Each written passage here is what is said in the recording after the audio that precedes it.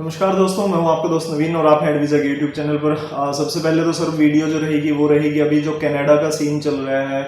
जो जस्टिन जो वहाँ के प्राइम मिनिस्टर हैं, उन्होंने जो अभी ये खालिस्तान के समर्थन में बात कही है और उसको लेकर के इंडियन जो गवर्नमेंट है उन्होंने भी यहाँ के जो यहाँ पर कमिश्नर थे उनको बोल दिया है कि भाई आप भी अपना बोरिया बिस्तर पैक करिए और आप भी जाइए यहाँ से, क्योंकि वहाँ उन्होंने बोला है कि इंडिया के जो राजनयिक हैं वो भी इंडिया वापस आ जाएं कनाडा से। तो इस चीज़ का क्या असर रहेगा वीज़ा पॉलिसीज़ पे, उसको लेकर के थोड़ी सी डिस्कशन है।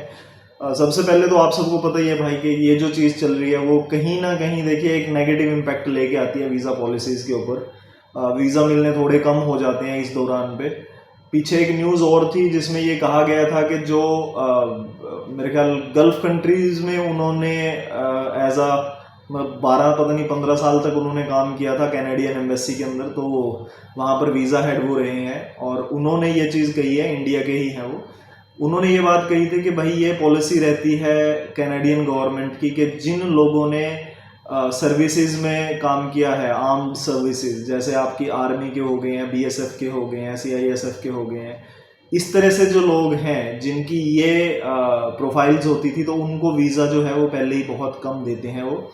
मतलब एक फ़िल्टर लगा दिया गया है कि भाई अगर किसी ने बीएसएफ में या इंडियन आर्म्ड फोर्सेस में अगर काम किया है तो उसको वीज़ा जो है वो बहुत कम हम लोगों ने देने हैं, तो उनको ना के बराबर वीज़ा मिलते हैं।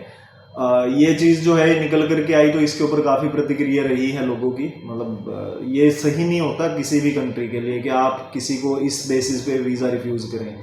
सेकंड जो है वो है कि जो गुरुद्वारे में काम करते हैं, जो गुरुद्वारा साहब जी में काम करते हैं, उनके वीज़ा को सक्सेस रेट थोड़ी हाई रहती है। रिलीजियस वीज़ा बहुत कम रिफ्यूज़ वो लोग करते हैं।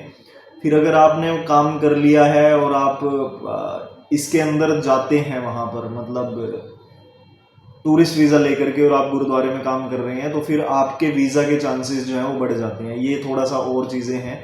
और जो नॉर्मल प्रोफाइल्स हैं उनके लिए यही कहूँगा कि अगर आप लोग नॉर्मल प्रोफाइल्स हैं, अभी के लिए जो सीन है उसमें ये है कि मेरा ख्याल ये सॉर्ट आउट होने में टाइम तो लगेगा। ऐसा नहीं है कि एकदम से सॉर्ट आउट हो जाएगा, क्योंकि सारी वोट बैंक पॉलिसी की हर जगह पे बात होती है, चाहे वो कनाडा है चाहे इंडिया है।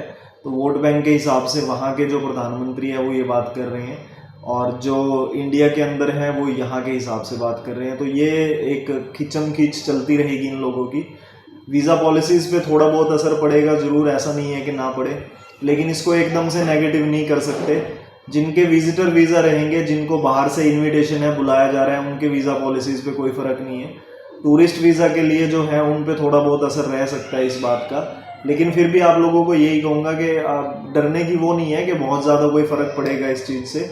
अगर 100 केसेस वीज़ा देने होंगे तो वो 80 कर देंगे या 90 कर देंगे, इस हिसाब से हो जाएगा। लेकिन जब खिंचम खिंच ज़्यादा बढ़ जाएगी तो हो सकता है इसके सक्सेस रेट को डाउन करना शुरू कर दिया जाए। तो अभी के लिए तो यही है कि इस पॉलिसी का कोई ज़्यादा फर्क नहीं पड़ने वाला।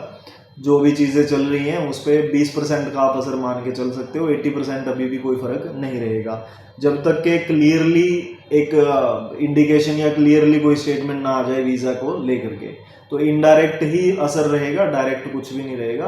कुछ लोग बहुत से पूछते हैं कि भाई कब वीज़ा अप्लाई करें कनाडा का या कब ना करें, तो उसके लिए ये चीज़ कहूँगा कि भाई कनाडा का वीज़ा आप कभी मर्जी अप्लाई करना, लेकिन होटल बुकिंग पे जब करते हो तो पीक सीज़न पे ज़रूर कर लेना।